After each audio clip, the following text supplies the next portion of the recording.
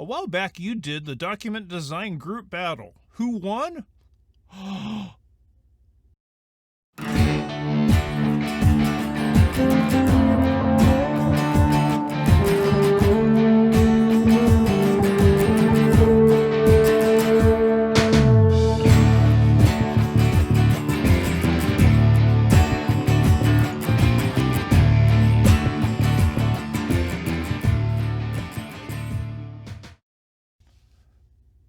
The sample resume battle is my attempt to get you started thinking about document design. I know we talked about it a little bit when we had this assignment, but I want to see where your mind went, how well you can design, what you think looks good.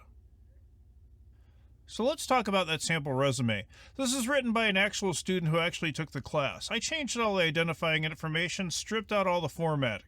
And in case you caught the name and haven't seen Steven Universe, that very magnificent, awesome show, you really should. It's really, really good. Anyway, secondly, this was a battle. I put you in groups, and this is one of the first big group assignments you had. And I just wanted to see where you were as much as anything else. I knew that you were going to be up against time constraints because I didn't give you a tremendous amount of time. So yeah, I kind of expect the work to be a little bit rushed. If yours is, that's perfectly and utterly natural. Am I expecting perfection? No, not at all. I just wanted to get you in there working. And sometimes just getting your hands dirty will teach you an awful lot. I'm not going to judge you too much on this one because the main goal here is to just point out stuff that's going to give you plenty of opportunities to improve, to keep getting better. I want to get inside your head, get you starting to work. Now, if I start to sound like I'm being mean or aggressive or anything in here, I really don't mean it that way. It's just that when we go over sample work, I find it works a whole lot better if I'm able to come at it from a stupidly critical, stupidly literal point of view. I'm not going to assume you meant something because in the real world, people don't do that. And I'm only going to read what you actually have on the page. I'm only going to focus on things that need to be changed. Overall, for the amount of time you had, everybody did a fine job. But it's our goal to be a little critical in here because being critical points out things that you can fix and get better. And that's really what we're all here for, right? To get better. Let's start off by looking at the educations. Education looks really pretty, but the problem I see right now is it also looks kind of distracting. And distraction isn't good because if I can't follow a firm narrative in the document, then I'm going to have problems figuring out where to read. First thing, it looks really cramped. I don't have a good space for my eyes to go on this one. I don't know where I'm supposed to start. There's not a clear path. And if you remember some of the videos we saw, having a clear path through the document is one of the big principles of document design. The other thing I notice in terms of the distractions is there's all these pictures on here. Generally, you want to avoid pictures on your resume, unless you're in a field where how you look is important. Otherwise, it can be used against you. Let's face it, there are people out there who will judge you based on what you look like. And do you want to give them that ammunition right at the stage of the process? No. Plus, taking these out is going to free up some space to make this look a whole lot less cramped. And then there's things like honor being spelt O-U-R. Problematic, because this is a British spelling, and unless this is a British person, this is going to mark you as being different. And the British spelling here is a little bit distracting as well. This is in columns. Now, the problem with columns is that lots of major companies now use computers to do the initial scan through all their resumes. And the programs, while they're getting better, still have a little bit of problem separating out organization and columns. You put something in that's in columns and it might not read stuff from one column or the other.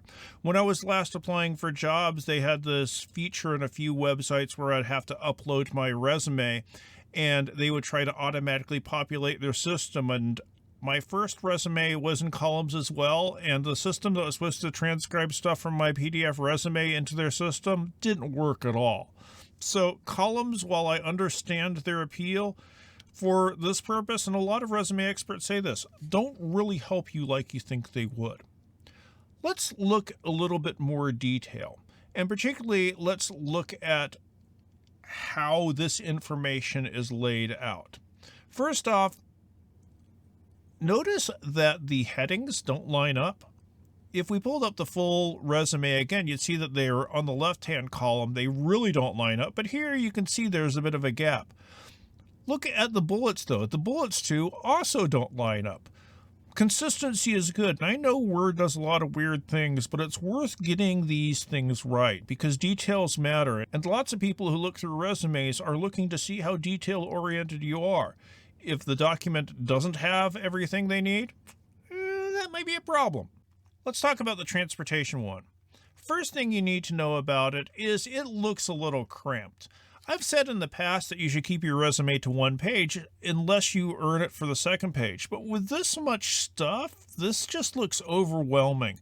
And readers are going to have a real problem figuring out where they should go first. They're going to have a real hard problem focusing on the specific information they need.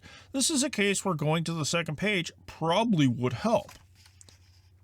The other thing is that while it's orderly enough, it is also a little bit generic. And I don't mean to be too picky about such things, but if you have a stack of resumes, is this one going to jump out at you? If your resume blurs in with all the others, you're not really giving the person who's reviewing these enough opportunity to remember you. So some level of design will set you off from the crowd. You see 30 of these, and you see one that looks like a well-designed one, and the well-designed one will stick in the reviewer's mind a little bit more. I recommend doing an image search for resumes or for any type of document you're working on so you can get a good grasp of exactly what the current trends are. And if yours looks hip and cutting edge, they'll probably remember you a little bit more. Technology group. This is overall a decent looking resume. However, I will say it's a little bit generic. I say it's a little bit generic because in the other section I'm teaching this semester, there's someone else who's also using the same template. Templates are fine, and you shouldn't feel afraid to use templates. The problem with templates, though, is that if you don't do stuff to make them unique, it just looks like you're fitting in with a crowd. So you want to, if you're using a template, change the fonts, change the images, change the layout, do something to make it look unique. This resume starts with an objective section. Objective sections are generally seen as obsolete at this point in time. You really don't want one. If you're trying to customize your resume to the specific job, there are better ways to do it. Think about how you explain your job experiences, how you explain any of your qualifications. All those are a great opportunity to customize the resume for the specific job. And then we have the columns. Have we talked about columns? The problem, we talked about columns in education. Same kind of thing holds true there. Let's look at this in a little bit more detail. And the volunteer experience has the employer, has the title, has the dates and all that, but it has all of the details, all of the duties and all that in paragraph form. The problem is paragraph form is not how you organize this information. This is a job for a bulleted list. Bulleted lists help the reader specifically identify the items. And this is, again, something we talked about in document design. Now, everybody put forth a good effort, but if I have to pick a winner, and this is a battle, I think I'm going to pick the technology group. But you all did pretty good for the amount of time I gave you. Give yourself a round of applause. As always, try to keep the competition friendly, and if you won, awesome, congratulations, good job. If you didn't, this is a learning opportunity for everybody, so let's just try to take the lessons you pulled from this, apply them to all your future work, and then we're all winners. See you next time.